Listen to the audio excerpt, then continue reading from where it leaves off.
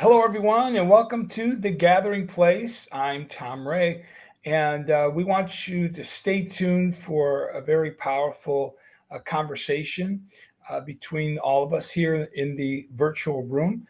And we invite you to invite your friends and family to join us on this show today.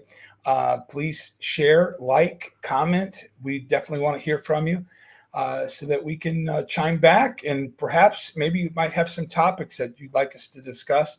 We'd like to know about that too, as well as your prayer requests. If you have anything that you need prayer for, we'd like to know about that too. But we invite you to be a part of this and be a part of the discussion. And don't just watch us and listen to us, but participate. This is going to be a great show and something that I think that everyone has been touched by at some point or another. The topic of our show today is hope when we're afraid. I know all of us have dealt with some kind of fear in some cases of our life. And so you buckle in and stay tuned for that. But I want to introduce our hosts to you. We have Ben and Talora Bookie. And then we have Ken Shelton with us today. And so, without further ado, I want to turn it over to Ken. Ken, take it away. Tom, we love you, brother, and we love all of you who are watching tonight. I'm excited about tonight's topic, and I hope that you will just stay with us. I know you have a lot to do, and so it means a lot to us that you would stop by and take in 2 minutes, 5 minutes, or the whole hour. Um, I think it's helpful. Tonight, we're going to be talking about fear, as Tom mentioned, and specifically trying to get inside that word and understand what it means and how it is expressed in our day to day lives. And it's pretty complex. So I'm not sure we can get through it all today, but that's okay. Um, I'll just start out by saying that, Ben and Laura deal with all kinds of issues in their professional practice. If you're joining us for the first time, Ben and Talora are uh, licensed professional counselors. They have an office in Belding, but they also do telehealth conferencing, and we'll be sharing more information about that. But if at any time in our discussion, we touch on something that means something to you, and you think you need more information or you just want to talk, uh, you'll be given that information for about Ben and Talora. And I think that there's plenty of help available. So fear can be paralyzing. That's why we're talking about it. Um, this time of year when seasons change, and some people don't do well with seasonal change. They just don't. They struggle. They are affected in ways that are hard to describe to other people. Uh, but we want you to know that if that is you, we have compassion and we do understand that. So tonight, let's talk about good fear, bad fear. Uh, Good fear is when your child is reaching for the stove and the burner's on.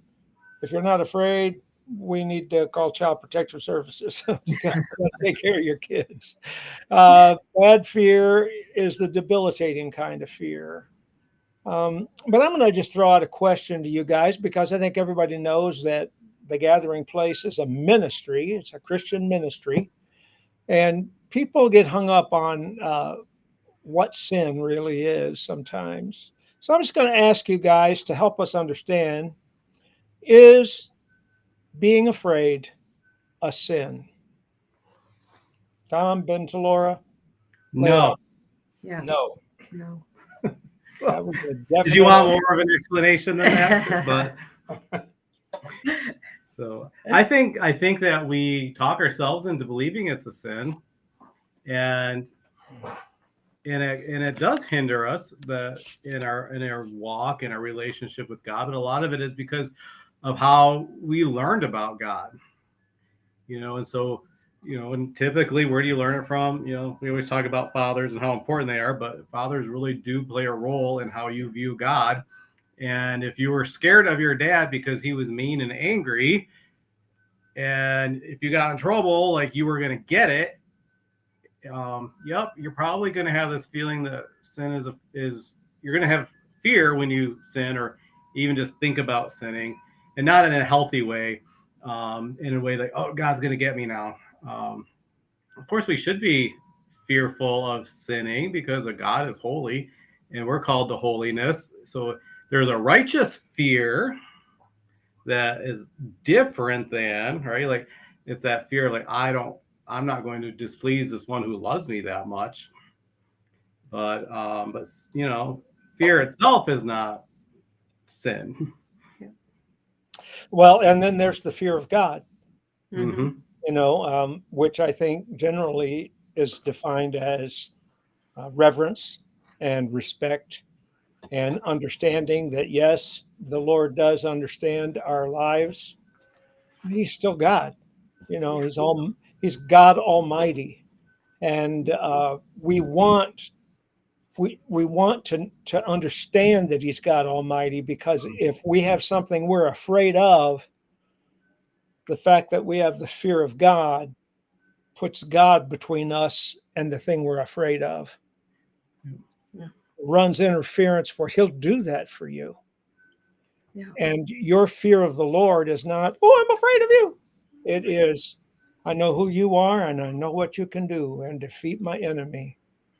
Our enemies are not people, really. Our enemies are anxieties, and depression, and hate, strife, and those kinds of things. All right, so we know that fear is a real topic. I'm just going to ask you, if you're not uncomfortable with this, guys, have you ever had a season in your life where you have had to fight fear for a longer period of time than just like, oh, that scared me? Have you? I can share. So my mom passed from melanoma in 2010, and she had been dealing with the melanoma for probably about, I'm going to say around 10 years. And, um, it's skin cancer. Her and I had similar skin color. I'm the redhead, right? Well, all my siblings are redheads, but anyway, I became obsessed with it. I became obsessed with going to the dermatologist, and I was taking pictures of every mark, which I don't know if you guys can see my arms. I am covered head to toe with freckles. Yeah, Tom understands. We should rename this the Freckles Place, because I know. I am too, Yeah. I'm And not, but hey, I'll be Yeah, the but you have special non-freckled credentials. So. right. And so I even downloaded an app on my phone that was supposed to help diagnose if it was skin cancer or not. And it was so overwhelming. And then it even progressed into just regular doctor visits, because my mom had a swollen gland. So the melanoma was on her left cheek, and it went into her lymph nodes, in her neck. And so she ended up developing a tumor, right? And so they treated her for swelling gland for like 6 months. And she, all that time they could have been treating. I don't know if how much you guys know about melanoma, but it's one of the most aggressive forms of skin cancer. And so all of a sudden, I'm obsessed. I have this fear that I am going to die at the age of 36 from skin cancer. My mom was 46 when she was diagnosed and died at 56. So that was one of my fears. And I became immobilized. I was going to the doctor. I was just so focused on it. And I think one of the things that has helped me is because, or not because, but one of the things that has helped me is to be able to trust. I had to learn how to trust the medical community again, because I just didn't want to um, get lost in their system like my mom did. And I think my fear wasn't so much for me, but I think that I'm going to call it trauma. I know sometimes we use that loosely, but it was so traumatic to lose my mom at such a young age. It was so traumatic, for her to fight cancer for as long as she did. And I really think I was just kind of reliving that trauma, but trying to, in my mind, you know, to try to redo it over again and fix it for her, fix it with the doctors and really press in and say, no, you guys need to take care of this. And so I think that was more of what I was dealing with than actually, I mean, obviously it's good that I go in for yearly exams, but I think that was the bigger piece of it. So Laura, I had a similar situation with my wife, and I think I've shared it on the Gathering Place in the past. But I think it was around the time that her mom passed away in 2017, I believe. And Gina just went through this several months of anxiety and fear that she was kind of picking up the ailments that my mother-in-law had, and so she thought she was having a heart attack or thought she had cancer or whatever. And we were making several trips to the hospital to see the doctors so that we could get these tests to rule these things out because it was affecting her mind so severely.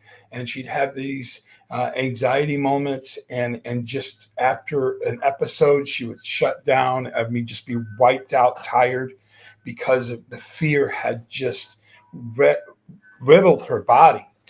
And it was, for me, I felt completely helpless in the midst of it because all I could do was be there for her, pray for her, encourage her, and try to be sympathetic and not be delicate in the way I talked to her, because I didn't want her to make her think she's crazy, right? Because I could see that this was just an attack that she was dealing with, and it was not real as far as the ailments. And so that went on for several months, and I didn't know when that was going to finally subside, but finally it did. And I think I shared on the show too that I wrote a song for that called "I Am Not Afraid" that Gina sang. But that was a powerful time that we went through. And then for my own self, my wife just told me this yesterday, that 3 years ago this weekend, my wife and I had went out for a fall drive. And after coming back home from that, I started getting fever. It's terrible fever. And I would take ibuprofen or whatever, and it would break, and then it would just go right back up again. And I would just be completely freezing and shivering, probably a 103 or 4 temperature. And I'd take the medication, like ibuprofen, and then I'd go into sweats and all these kinds of things. And turns out I had bumps forming underneath in my glands area, and down my neck, and up the sides of my head here, my face. And finally, we went into the hospital, and the doctors couldn't figure it out. The infectious disease doctors came in; they couldn't figure out what was going on, and they were continuing to pump my body with different medications that would help keep my fever down. But this problem was still happening, and after several days, they finally found this antibiotic that they gave me to kill this thing, whatever it was. They tested me for COVID several times, and mono, and the list went on all these things, and they just could not find it. And I remembered that when my wife and we were up in the UP that weekend, and I had gotten bitten by a mosquito there. And so we think that that's where it came from. But there was fear for me because I thought that I was going to die. because I had such a high temperature and they weren't able to resolve it and had these bumps forming and everything. So it was a pretty traumatic experience for me. And I hope I never experience anything like that again. But that was a fear. And then lastly, I mentioned last week of being jumped when I was 16. And of course, there's 5 guys, kicking me in my face and beating me down. And, I was afraid of for my life. Right. Mm-hmm. So there was 3 different modes that I've just shared with you about fear. Fear can come in different packages. But I think at the end of it all, we found that here I am. I'm alive to tell you about it. And know that God was there through every struguggle. And brought victory at the end of it all, but it's tough going through it. And I just heard the scripture today, and I'll share this and end with this, that even though we walk through the valley of the shadow of death, we will fear no evil, for God is with us. Amen. One of the things when I'm talking to my clients, I share is you speak truths. When you have those fears, you start speaking truths. What's true? Because you're talking, the fear is all this unknown. Yes. I don't know what's going to happen. But what's one thing you can control, right? What can I control? Well, you were able to go into the hospital, get medication, get treatment.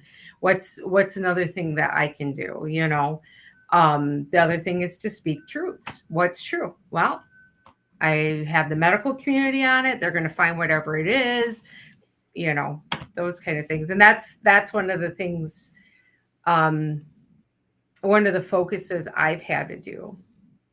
And I love having Ben as a husband because I have a therapist. For free. Don't believe Yeah, it. that's a pretty good deal right there. Does We he hate charge? that. I know. They're like, don't act like a therapist. Yeah, She'll I'm say like, that. It's true. Don't you be doing your social worky stuff on me. No. I'd like to read a scripture if I Yeah. may. We often think of Bible characters as people who were invincible and just didn't have the everyday concerns that we have. King David, the majestic King David, in the 56th Psalm, wrote this. It's a prayer for relief from his tormentors. And at this time, he had been captured by his greatest enemy and the greatest enemy of the Jewish people, the Philistines. And they caught up with him in a place called Gath, and they took him as a prisoner. And these are his words, beginning with verse 1. Be merciful to me, O God, for man would swallow me up. Fighting all day, he oppresses me. My enemies would hound me all day, for there are many who fight against me, O Most High. But whenever I am afraid, I will trust in you. In God, I will praise his word. In God, I have put my trust. I will not fear. What can man do to me? So I love that because, David is writing down, this is his journal. And I found that when I've gone through seasons of fear or anxiety, that journaling has been a tremendous help to me because I am able to express my thoughts in writing in a better way than I might be able to just letting, my head try to be an echo chamber for all the things I'm thinking about.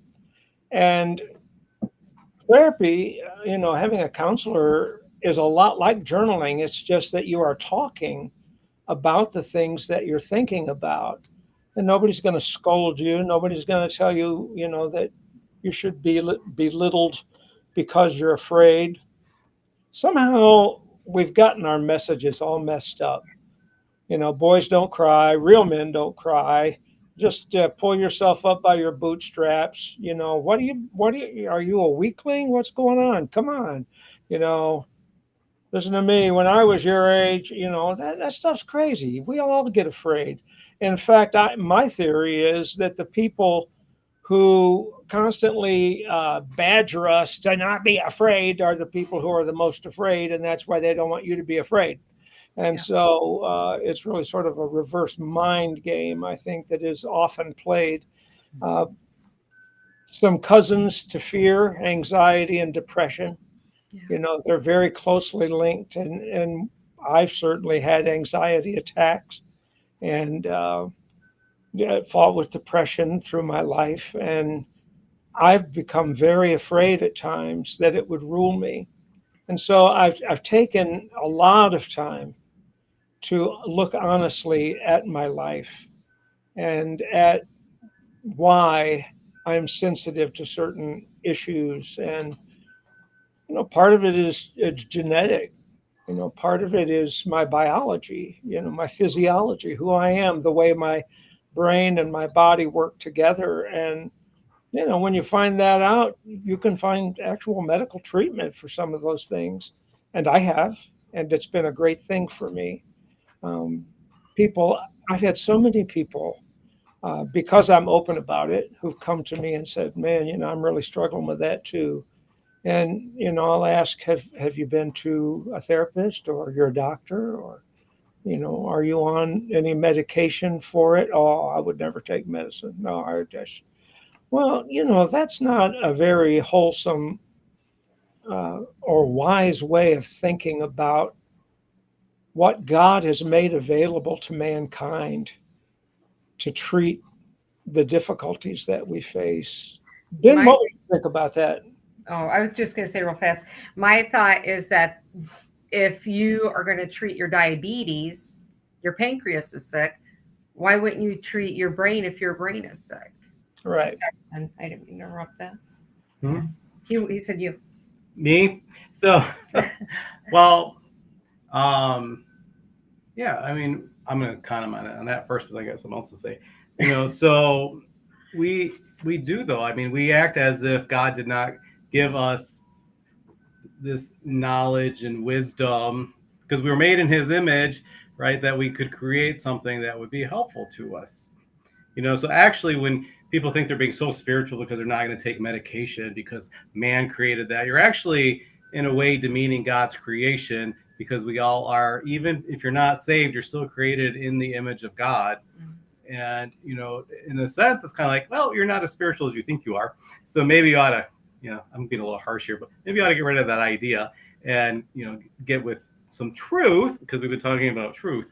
And, you know, but it's not super spiritual of you not to take medication, and it's not super spiritual of you to pretend like you're not afraid, because the Bible is clear. Like the verse that you mentioned, Ken, was actually one I was going to talk about. So you stole it, but I forgive you. But, Sorry. so that's because we just, you know, we all do what we're gonna do. But no, like I actually, that Psalm 56:3. Oh, look at us. That's a confirmation. I know. I learned that verse though. There was a series of children's books in the 80s, 90s, early 2000s. It was the Mandy series. It was Christian books. Lois Gladys Leopard. She died, and, you know, of course, the book stopped. But she wrote this book about this girl, Mandy, and she always gets in mysteries and gets herself in trouble. And that was the verse she always used. And so, you know, I actually, you know, knew that verse just because of that book series. And of course, that leads you to, you know, and as it should, hopefully, you're like, oh, let me, you know, find that verse in the Bible and read it in the context. And so, so shout out to the book series. I like that book series. I would still read them if they were being written. So I actually still have all of my books somewhere. I'm not sure where, but they're around. They're probably in a box, but I might haul them out.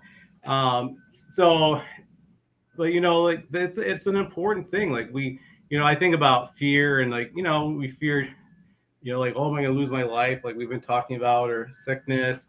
You know, and in a practical thing, I mean, there's a lot of things. Any change in life, we tend to have this element of fear with it. And we had one of our professors in our master's program said that fear was the basis of all of our negative emotions, you know. And so I'm like, and it kind of makes sense. it's the fear of losing something or the fear of something happening that we don't want to happen.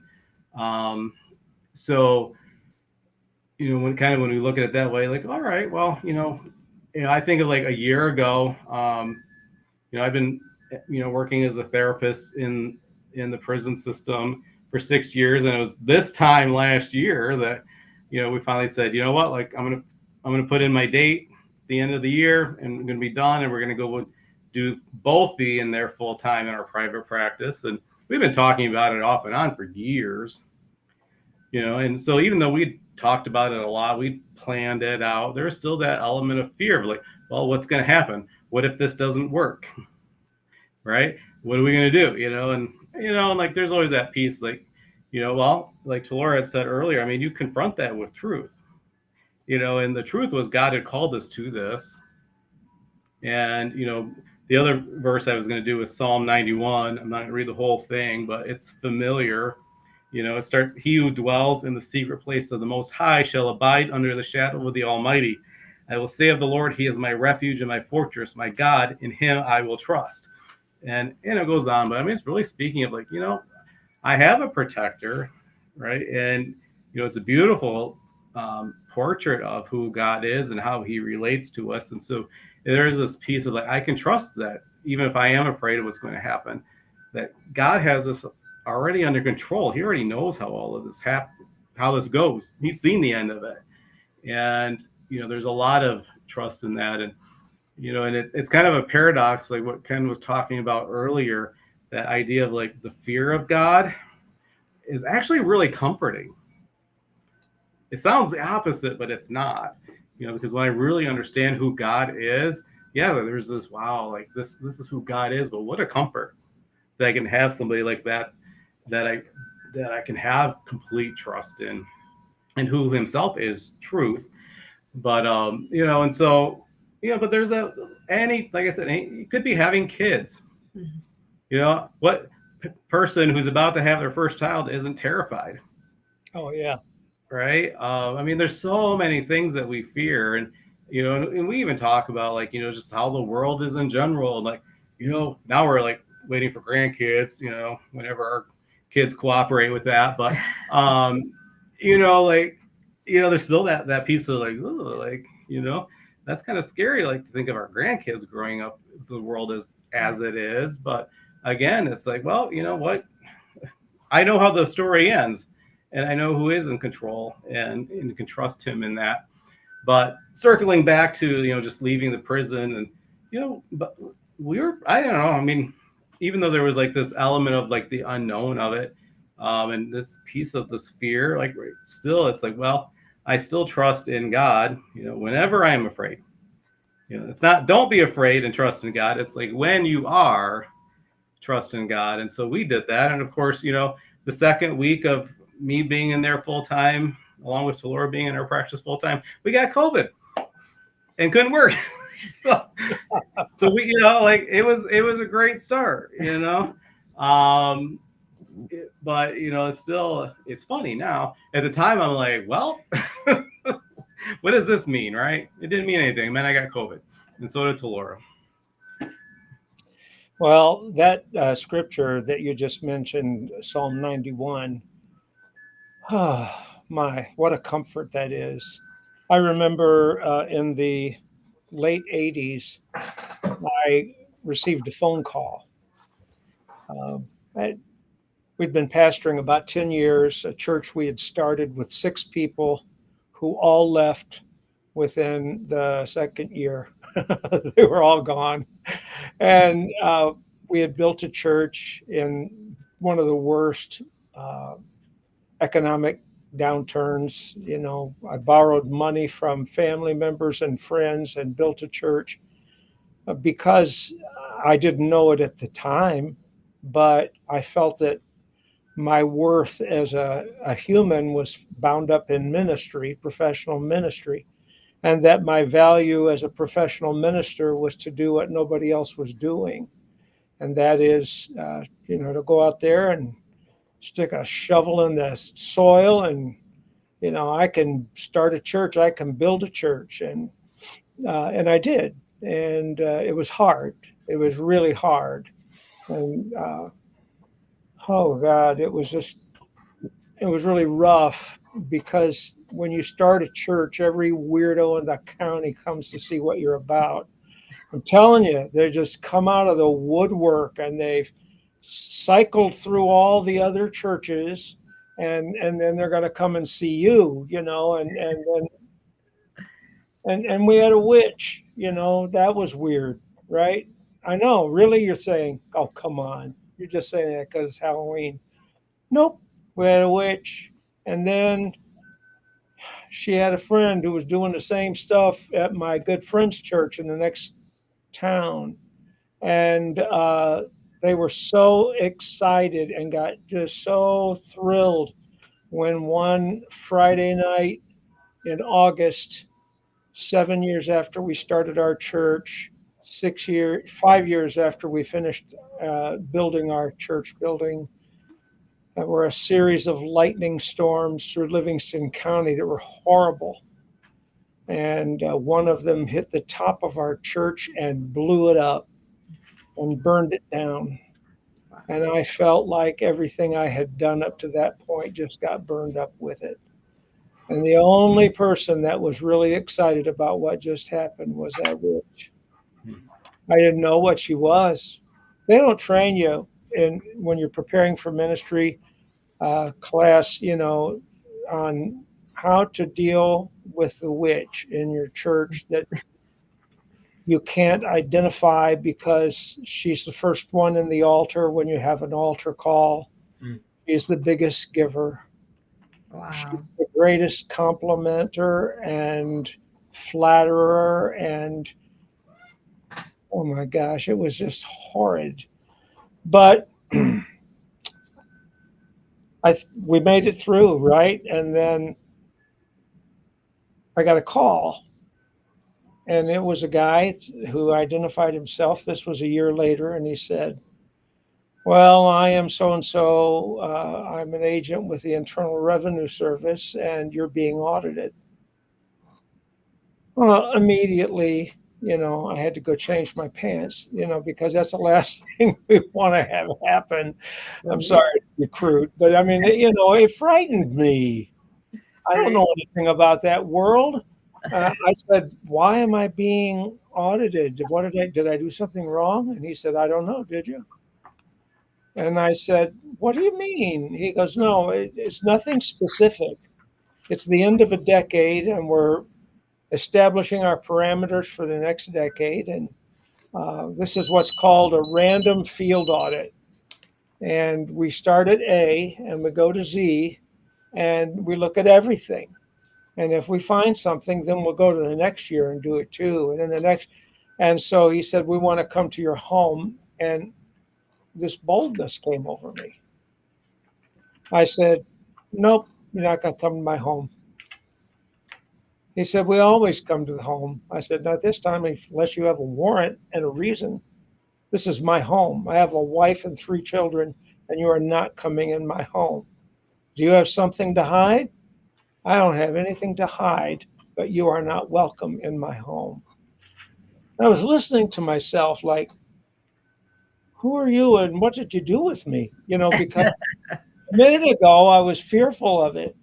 So he said, well, where are we going to do this? I said, I'll come to you. He goes, no, we don't do it here. I said, well, see, you're going to get all racked up because I won't let you in my place, but you won't let me in your place. And I didn't know, but what I was doing was really important for the beginning of that audit. And he said, well, where can we meet? I said, you can come to my office one day a week. And so I think it was on Tuesdays or Thursdays. And I said, you come to my office. We had a piece of property that we had purchased after our building burned down, and it had a facility on it. And so he came for a year, like every Thursday. And I just thought, you know what? I'm going to make a friend here. I'm going to not BS him. I'm not going to be mean, but I'm going to make a friend because I don't have anything to hide. But I'm telling you, I had 3 kids at home. I was the only income. It wasn't nearly enough. And we were trying to just make it through. And I couldn't go to sleep at night. Every night I lie down and I was just afraid. Not when he was there in my office, but otherwise. I didn't know, what's going to happen. Am I going to owe money that I don't have? And I quoted scriptures to put myself to sleep in Psalm 91. Thank you, Ben. Thanks for forgiving me for reading Psalm 56:3. But also where David said in the Psalms, how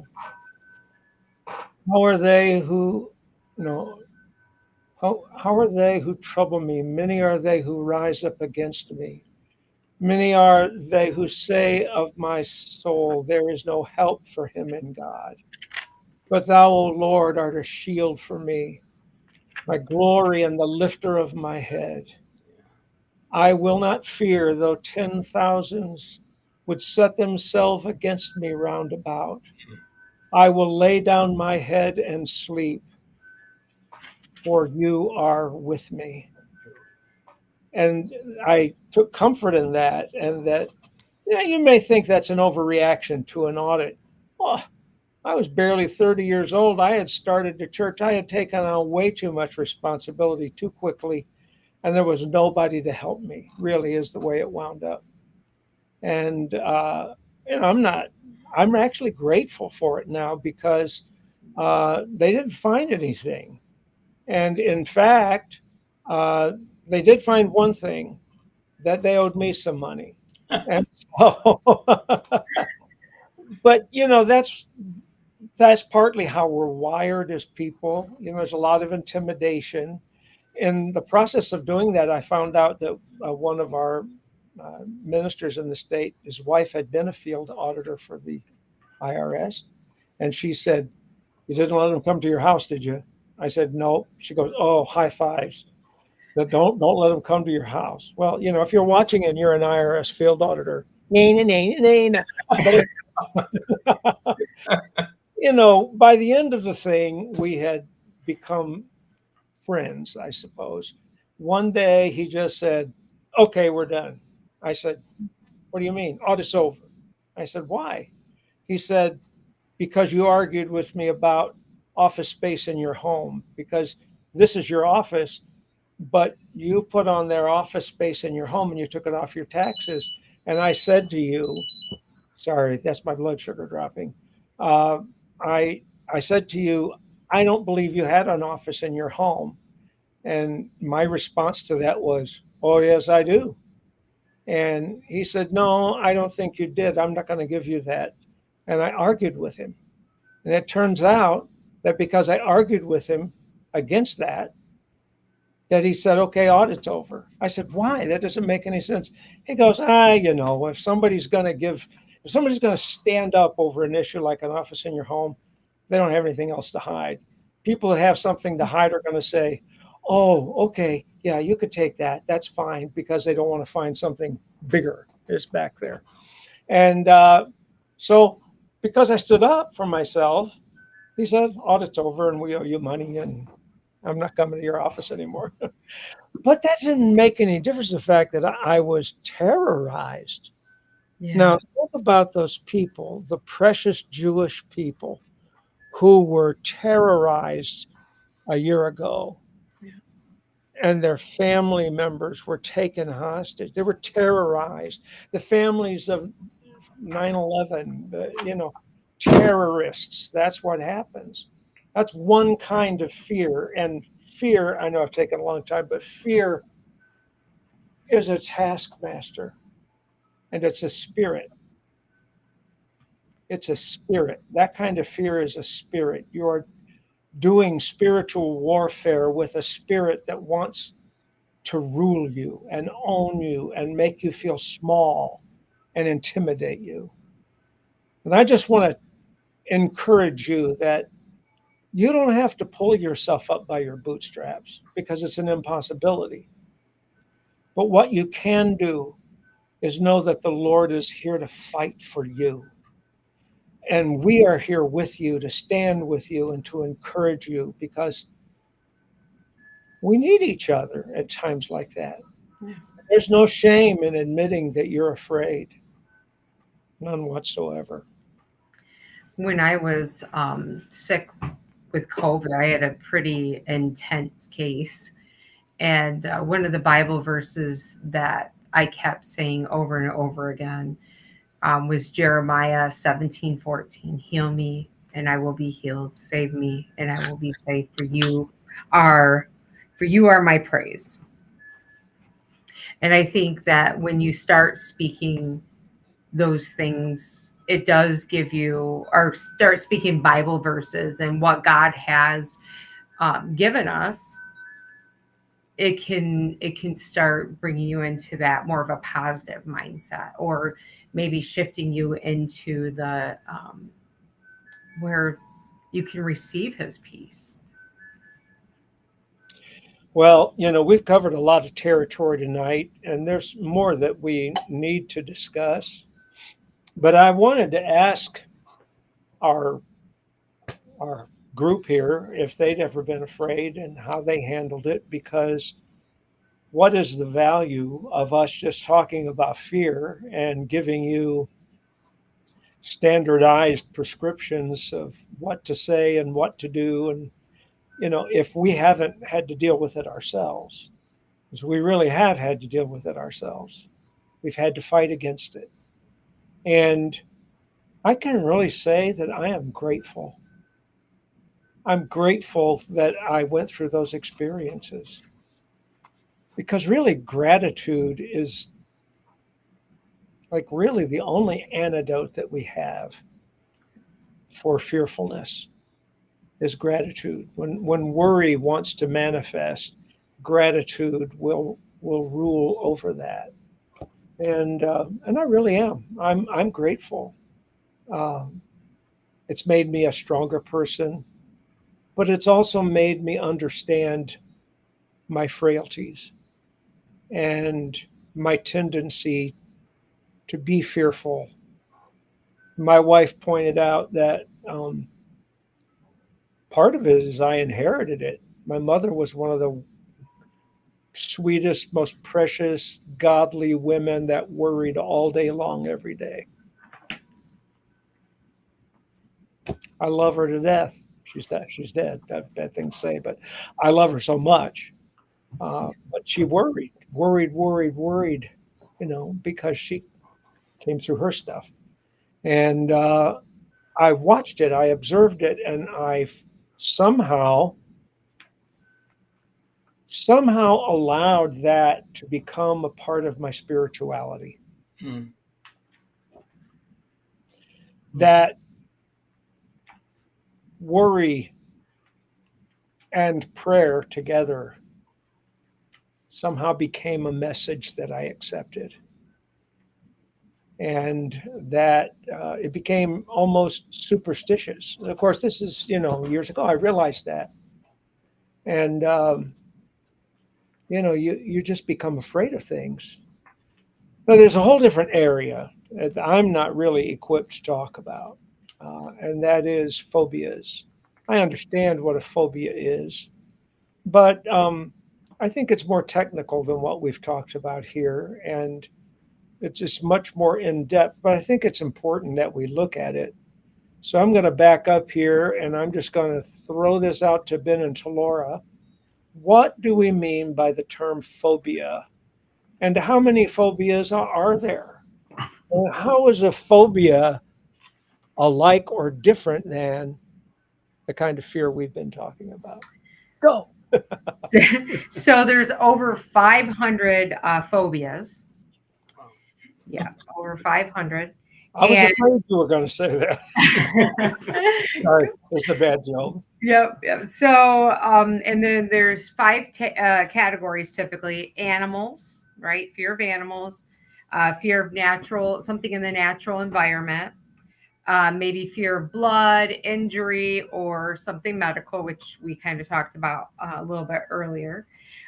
Fear of maybe a specific situation, such as like maybe fear of heights, like a specific situation. And then there's other fears that are just kind of like categorized in that category. But it's intense. Do you guys remember the show Fear Factor? Yeah. That was horrible show. But it's a good example just because it does show like how it played on people's Snakes. phobias of certain things that Bugs. Yeah, and phobias are, I mean, like symptom wise, I mean, it is more intense, and I mean, it's not just like that fear that and worry about something that might happen or that has happened. It can be debilitating where you wouldn't even leave your house or you won't go to certain places. Like I don't like snakes and would dare say like, verging on phobia, if not outright phobia, probably is. Learned it from my mom. It's her fault. So hi, Mom. And usually phobias are learned fears. But people with phobias, like, I mean, you'll see them like visibly shaking. They'll be sick, like just sick with fear. Like they're at least nauseated, if not outright vomiting sometimes. Crying. I mean, you could be screaming, like you could feel their heart rate. Like it would be like up there. And so even to the point where like some of them like not like dissociation per se, but that feeling like of just they call that feeling of unreality, like things just aren't real. And so a lot of things can happen, and like but like I said, like my fear of snakes I don't like, but for a long time if I saw a snake I wouldn't go near that area. I'd avoid it. Yeah. Right, just thinking about it, all the anxiety would come up in the fear, right?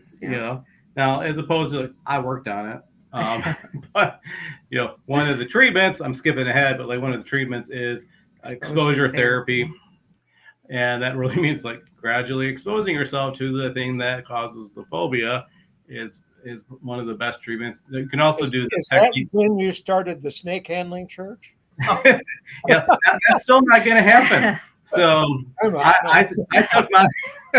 I took my exposure to, I can see one and not like it, but be okay. We're not touching them. We're not going to go that far. But like I saw one 2 weeks ago. I don't know, 2 weeks ago. First one I've seen all summer, right outside here where we're sitting outside. But there's a thing called Snake Away, and you can sprinkle it around your house, and they don't like it. Mm-hmm. It's at Menards. Works. It does work.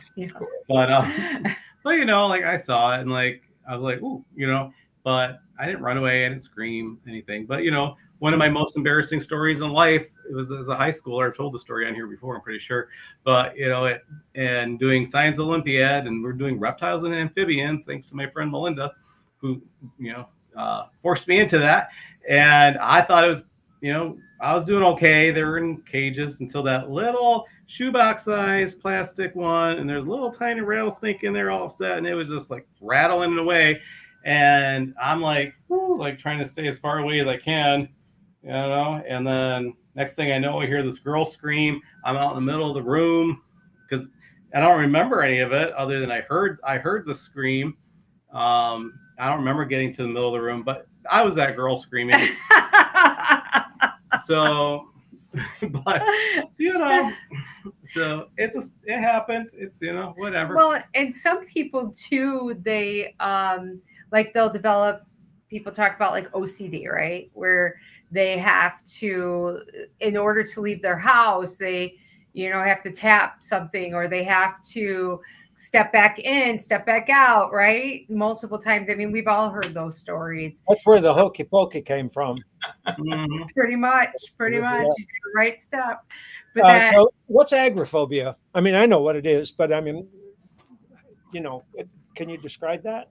It's fear of large spaces, isn't it? Yeah, or being outside. Yeah. Are you thinking out of the house? Yeah. Right. Yeah. So Stay tucked away. Yeah. could be like even just like being in crowded places where I can't get out. So Claustrophobia. Yeah. Yeah. it's similar to that. I guess it's a part-time type of it. Well, and I think too, like with post-traumatic stress disorder, there's some of that fear, like people have to sit in a certain spot, like in a room, because they have to be able, they feel like they have to escape, or maybe not be in a crowded space because they need to escape, right? So it could be a form of PTSD too, and maybe not even agoraphobia. So I just wanted to Mhm. give that little disclaimer. And there's a fun name for every type of phobia you might have. Like I looked up, a list of all of them. They're fun.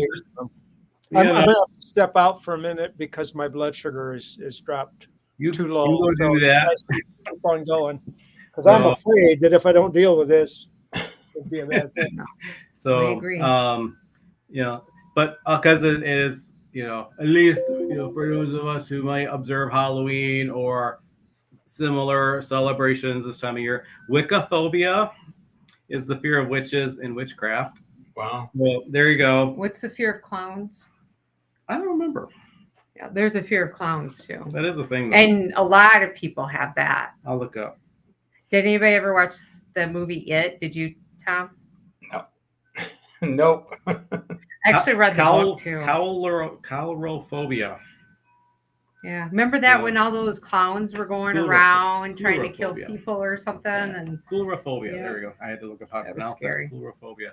It is a thing, but when we think about that, even like I'll not to spiritualize it, but I think about when Paul was writing to Timothy, and saying, hey, I remember the faith of your mother and grandmother, and that you have that same faith. And in the context, he goes on and starts talking about we haven't been given the spirit of fear, but of power and judgment. I'm not forgetting whether love. There we go. Love. See, I started off wrong. Love, power, and sound mind or sound judgment.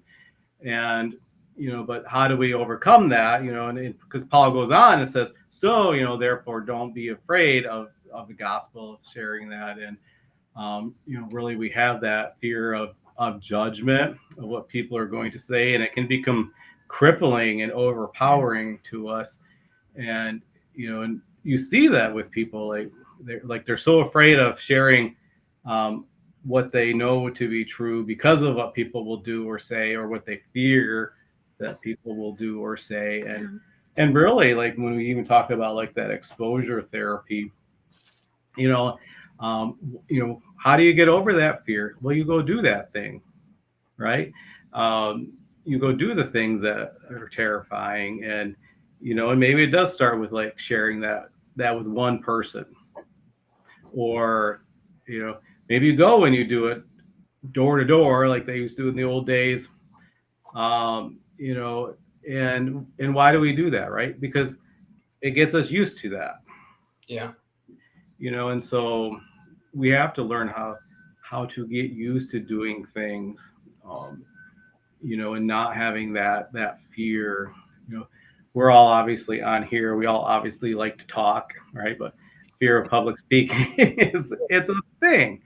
Isn't it? Have you read the statistics on that of where that falls in the fear level?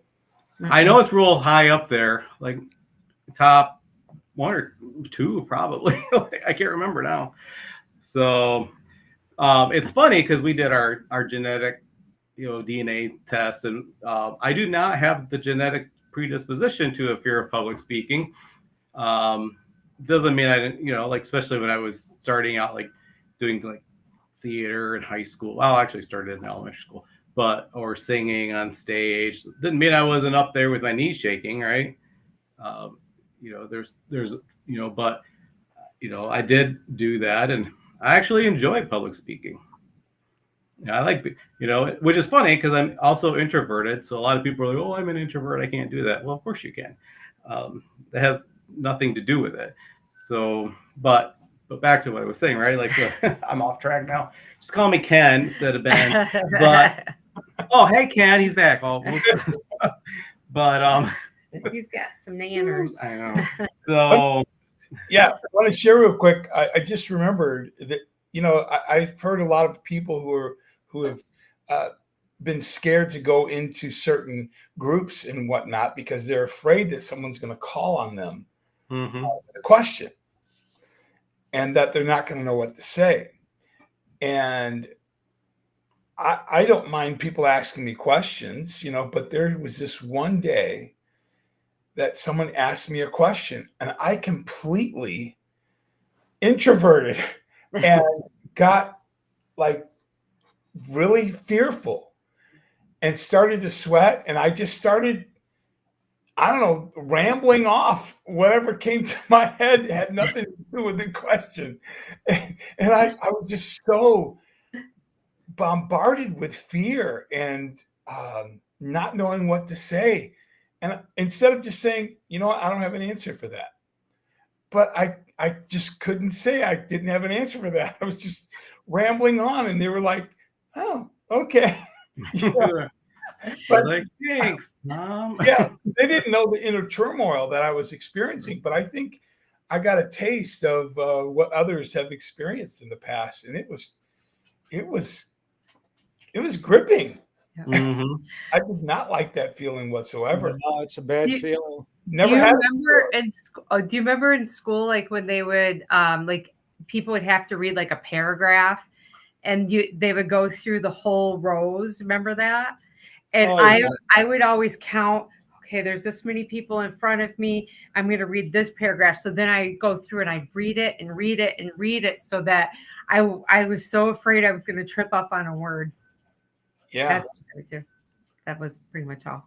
Yeah, but that's powerful. I think we're hitting on points here right now at this moment that people have experienced before or are experiencing currently.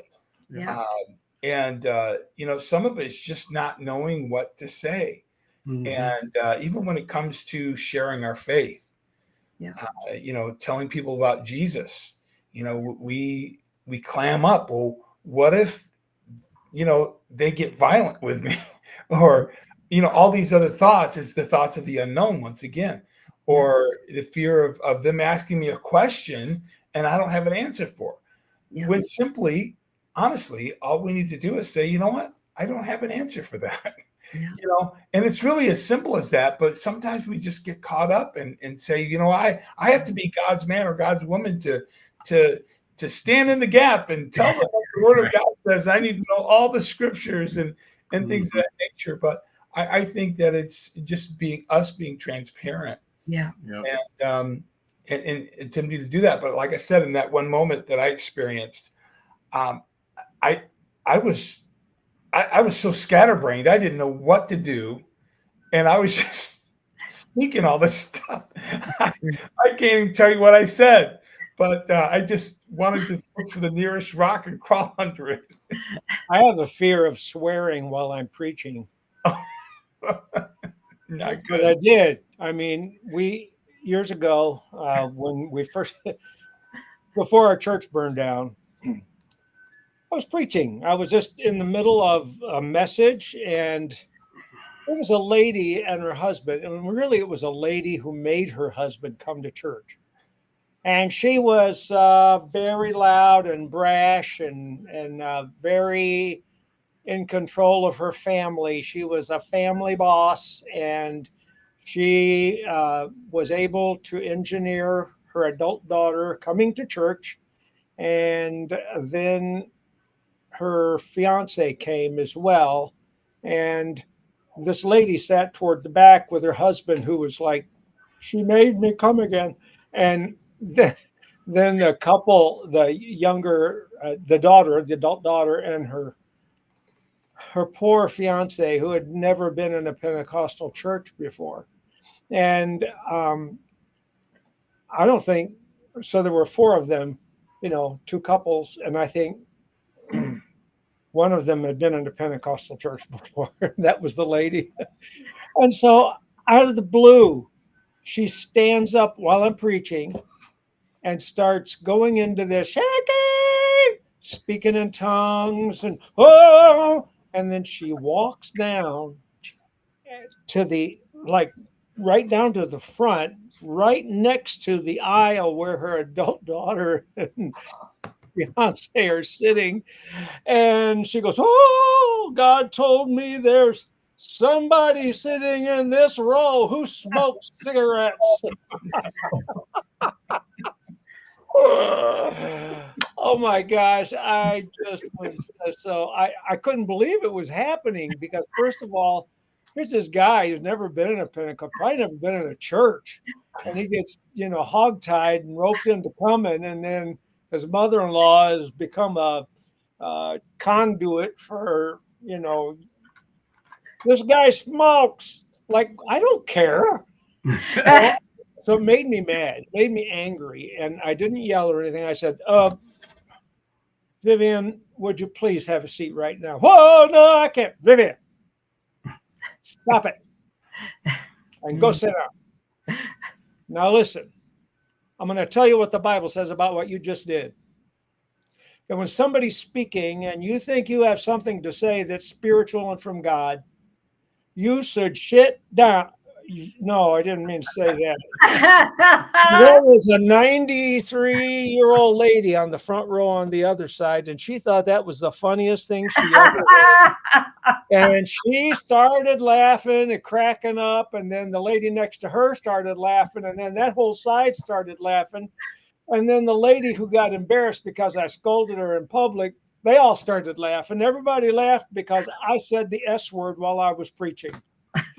So the very next week I decided, oh, I can't believe I did that. I'm going to do something. I'm going to memorize my text and do what the cool preachers do.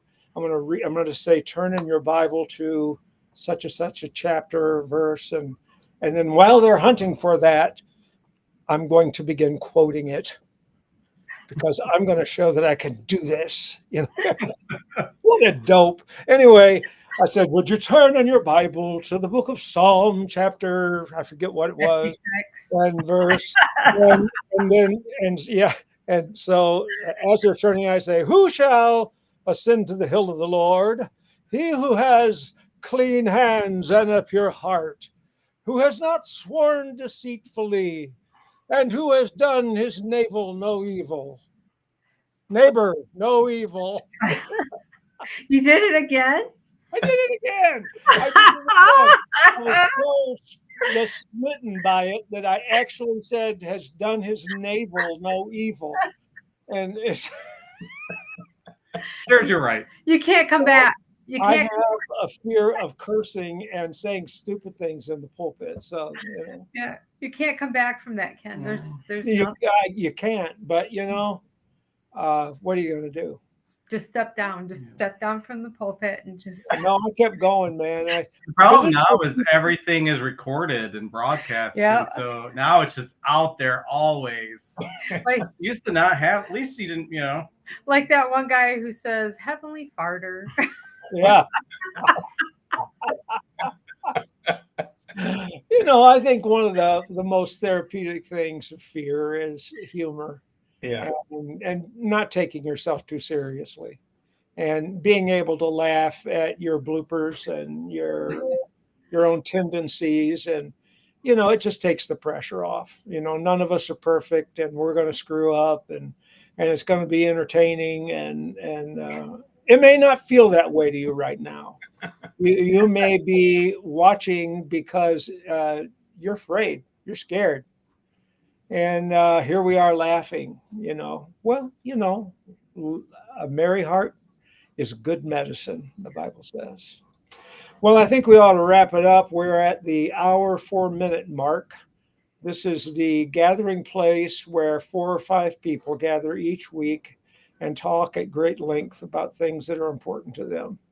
And we hope that you've enjoyed it and enjoyed Ben and Talora and Tom Ray and the things that we've had to say. If you have a prayer request, please share it on my Facebook page right here or a Facebook Messenger, and we will be sure to pray for you. Also, we will provide for you the Facebook address for a companion ministry that we participate with that has a Saturday morning live prayer time. And you can join that, and I'll give you that information. And I'll make it available also underneath this episode. So, Ben and Talora, Tom, anything else you want to say before we wrap it up? No? It's good. All right. Well, I'm sorry to have cursed, but sometimes we have to do things. Again, what are we going to do? God bless you. Thank you so much for taking time to join us. Huh? We should get everybody's information real quick, like Ben and Talora's. And Yeah, go ahead, Tom. Ben and Talora, yeah. How do people get in touch with the both of you? Go to our website, quiescounseling.com, QUIES counseling.com. You can, all of our information's there. You can even message us right from the website. Awesome. What about you, Ken? Well, right here. You're watching me on Facebook or on YouTube, and there's a place to message me on both of those, and I'll be happy to get back with you. Right. And then for me, is Pastor Tom Ray, REA, at gmail.com. That's it. Well, it's been a great time. We'll be back in some configuration next Sunday. Some of us have to travel, but some of us will be here, God willing, and we hope you will too. So God bless you. Thanks again for watching. And may you find hope, the kind of hope that comes from God, and also find the peace of God for your spiritual, emotional, and mental well-being. God bless you. Now it's the weekly search for how to turn this thing off. Okay, here we go. We're leaving now. Thank you. Bye, everyone. Okay, he did it for real. Oh, no, we're still on. We're still on. Oh, Ken. I'll text him. Well, okay. So since we're here, I'm going to share a story that I didn't get to share. So there was a gentleman, my dad asked him, my dad was a pastor, and he asked this gentleman who was taking up the offering to pray over the offering. And so his prayers were like, super real. And, he just talked to God like he would talk to you. And he said, God, he says, bless this offering and touch my wife because she's such a bee.